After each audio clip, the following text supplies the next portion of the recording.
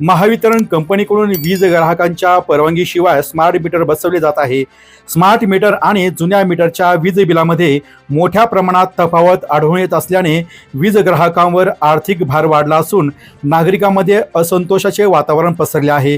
त्यामुळे स्मार्ट मीटरच्या विरोधामध्ये कोपरगावमध्ये आमदार आशुतोष काळे यांच्या मार्गदर्शनाखाली राष्ट्रवादी काँग्रेसच्या पक्षाच्या वतीने महावितरण कार्यालय परिसरामध्ये तीव्र आंदोलन करण्यात आले आहे। यावेळी महावितरणाच्या धोरणाचा तीव्र निषेध करत वरिष्ठ अधिकाऱ्यांना मागण्यांचे निवेदन देण्यात आले आहे। ग्राहकांच्या परवानगीशिवाय स्मार्ट मीटर बसवण्यात आले तर सगळ्या स्मार्ट मीटरची महावितरण कार्यालयात होळी करण्याचा इशारा यावेळी राष्ट्रवादीच्या कार्यकर्त्यांनी महावितरणाच्या वरिष्ठ अधिकाऱ्यांना दिला आहे। महावितरण कंपनीने वीज ग्राहकांच्या उपस्थितीत आणि परवानगीशिवाय स्मार्ट मीटर बसवू नये अन्यथा तीव्र आंदोलन छेडण्याचा इशारा राष्ट्रवादी काँग्रेसच्या वतीने देण्यात आला आहे। यावेळी महावितरणाच्या अधिकाऱ्यांनी आंदोलनकर्त्यांचे निवेदन स्वीकारून तात्काळ वरिष्ठ पातळीवर आणि मुख्य प्रशासन यांच्याशी चर्चा करून मार्ग काढण्याचे आश्वासन दिले आहे।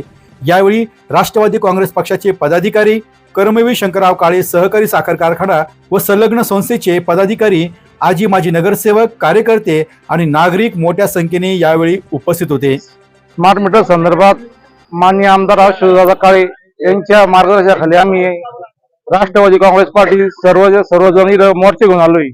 आमचा एकच विषय का स्मार्ट मीटर ज्या वेळेस आमच्या भागात म्हणजे शहरात पण बदलले, तालुक्यात पण बदलले, पण जो आमचा प्रभाग क्रमांक 14 मध्ये जो स्लम एरिया आहे तिथे लोकांना त्यांनी विचारलं नाही का मीटर बदलायचं का नाही बदलायचं, त्याची कारण सांगितलं नाही, काही नाही। ते आले, मीटर बदलून गेले आणि त्या मीटरचं कोणाला काही कल्पना नाही का लाईट बिल किती येतं, आवाज 6 लाईट बिल आलंय त्याचं। आमच्या भागामध्ये गोरगरीब लोक राहतात, त्यांच्या एखाद्याला तर पहिले जुना मीटर 400-500 बिल येत होतं, आज तेच बिल 4000-5000 येतंय। मग याचे कारण काय? हे मीटर खराब आहे सगळ्यात महत्वाचं, आणि याची काही कल्पना न देता यांनी लोकांना सांगितलं का तुम्हाला तर तुम्ही जर नवीन मीटर घ्यायचं असेल तुम्हाला पुढे पैसे लागतील। या कारणाने त्यांनी लोकांनी मीटर बदलले आणि ते लाईट बिल एक तर जास्त येतं, जास्त लाईट बिल आल्यानंतर लोकांना कळत नाही तर काय करायचं काही नाही। त्याच्यानंतर ते 4-5 दिवसानंतर ती लाईट आहे ना ऑटोमॅटिक बंद होती। हा ते बिल बंद होती। लोक आमच्या घरी चक्रा मारत्या का आमचं लाईट का बरं बंद झाली, तर लोकांना प्रत्येक सांगावं लागतं का तुम्ही लाईट बिल भरा आणि ते करा। मग ते लाईट बिल भरायची कधी त्यांची परिस्थिती नसती।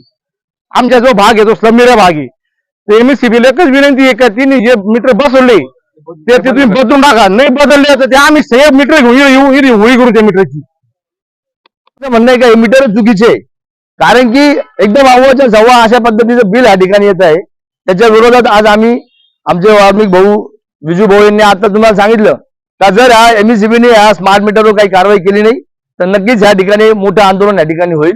आणि आपण बघितलं असेल मी कोपरगाव शहरामध्ये आपण गेल्या कित्येक दिवसापासून त्या मेंटेनन्सच्या नावाखाली ते खूप लाईट बंद करायचं काम चालू आहे। एवढासा पाऊस पण आला तर लगेच लाईट बंद, 2-2, 4-4 तास लाईट आपल्या कोपरगाव शहराची निघून जाते। आणि दर शनिवारी त्यांनी 2 फेडर केलेले, अर्धा भाग ह्या शनिवारी बंद असतो, अर्धा भाग त्या शनिवारी बंद असतो। आमचं म्हणणं नाही त्यांना का तुम्ही मेंटेनन्स करू नका, पण काहीतरी तुम्ही लिमिट करा। तुम्ही त्याचा टाइम पिरियड किती आहे, तुम्ही 11ला लाईट बंद करता डायरेक्ट 5 वाजता लाईट चालू करतात किंवा 6 वाजता लाईट चालू करतात। एवढा 7-7, 8-8 तासाचा जो डिफरन्स आहे तो कुठेतरी कमी करून तुम्ही लोकांना या ठिकाणी विचार करायला पाहिजे। व्यापारी आहे, बाजारपेठ आहे, बाजारपेठ उद्ध्वस्त होऊन जाते याच्यानी, लाईट नसल्यानंतर गिऱ्हाईक येत नाही। हा सगळा विचार या ठिकाणी MSCBने करायला पाहिजे। यासाठी आज आम्ही MSCBला या ठिकाणी निवेदन दिलेलं आहे। नक्कीच आता अधिवेशन मध्ये कोपरगाव तालुक्याचे लोकप्रिय आमदार साहेबांनी या ठिकाणी तो मुद्दा मांडलेला आहे आणि नक्कीच आम्ही तुम्हाला सांगितलं ना, जर कोपरगाव MSCBने या ठिकाणी जर त्याचा विचार केला नाही तर आम्ही यांच्यावर सगळ्यात मोठं आंदोलन या ठिकाणी उभं करू। का जे मीटर बसवलेले स्मार्ट मीटर जे बसवले ते स्मार्ट मीटर परत काढून घ्या आणि जे पहिले जुने मीटर होते ते मीटर बसवा। आणि तुम्ही ज्या एजन्सीला काम दिलेलं असेल ते जे वायरमन असतील त्यांना एक समज द्या, अन्यथा आमचे कार्यकर्ते त्यांना ठोकल्याशिवाय राहणार नाही। कारण ज्यांच्या घरात तुम्ही मीटर बसवत्या तुम्ही त्यांनाच दादागिरी करता। जर एखादा मनुष्य जर म्हणत असेल का हे माझं स्मार्ट मीटर लावू नका इथं, तरी तुम्ही त्याला दादागिरी करता, पोलीस स्टेशनची भाषा करता। मी सांगतो तुम्हाला, जर परत असं झालं आणि मला जर एखाद्या कार्यकर्त्याचा फोन आला तर मी जो पण वायरमन असन, जो पण तिथं कोणी मीटर बसवण्यासाठी येत असन, त्याला ठोकल्याशिवाय राहणार नाही. आणि लवकरात लवकर जर ते बसवलेले मीटर जर काढून इथं आणले नाही आणि जुने मीटर जर दिले नाही, जसं वाल्मिक भाऊनी सांगितलं तसं आम्ही इथं होळी करू त्या मीटरची. आज राष्ट्रवादी काँग्रेस पार्टी यांनी आपल्याकडे स्मार्ट मीटर बद्दल निवेदन दिलेले आहे. त्यांच्या मागण्या आपण स्वीकारलेल्या आहेत आणि त्यांचं निवेदन हे आपण वरिष्ठ कार्यालयात त्याच्या कारवाईसाठी वरिष्ठ कार्यालयात पाठवून देऊ. असं देखील आरोप केले जात आहेत का कोणती पूर्व सूचना नाही देत आहे स्मार्ट मीटर बसवले जात आहे बळजबरी? आपल्या कोपरगाव शहरामध्ये NCC मार्फत स्मार्ट मीटर बदलले जात आहेत. आपण त्यांना तशा सूचना दिलेल्या आहेत का घरी कुणी असल्यावर मीटर बदला आणि लोकांना त्याबाबत स्मार्ट मीटर बाबत जागृती करून ते मीटर बसवण्यासाठी आपण त्यांना सांगितलेलं आहे.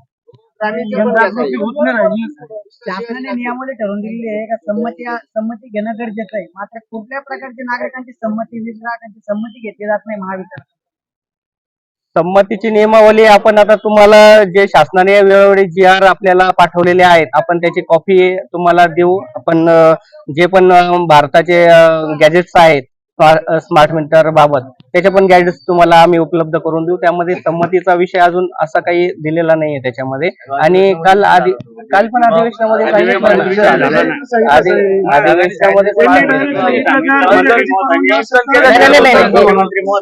स्मार्ट प्रीपेड मीटरला परवानगी घ्या असं सांगितलेलं आहे. तुमचं आपण उत्तर दिलेलं विधानसभेत. ठीक आहे, आपण ते पाठवून देऊ वरती. स्मार्ट मीटर बसवू नका. ठीक आहे. डी न्यूज वृत्तवाहिनी सामाजिक, शैक्षणिक, राजकीय, धार्मिक, सहकार, सांस्कृतिक, कृषी या सर्व चालू घडामोडींचा वेध घेणारी वृत्तवाहिनी. डी न्यूज वृत्तवाहिनी, वेध वर्तमानाचा.